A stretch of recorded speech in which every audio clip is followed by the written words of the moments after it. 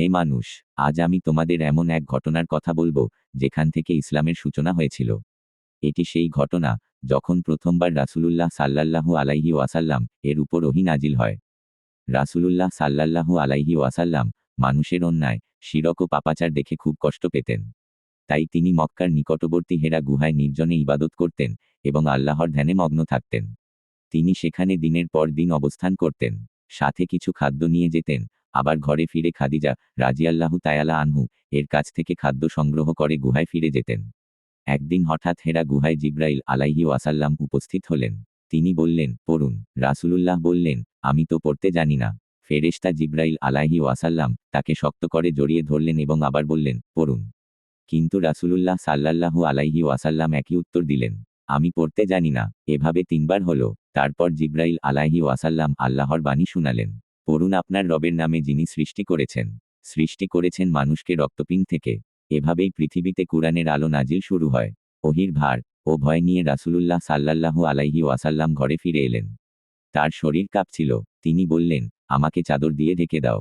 খাদিজা রাজিয়াল্লাহু তাআলা আনহু তাকে চাদর দিয়ে ঢেকে দিলেন এবং শান্ত করলেন। এরপর রাসূলুল্লাহ সাল্লাল্লাহু আলাইহি ওয়াসাল্লাম পুরো ঘটনা খুলে বললেন।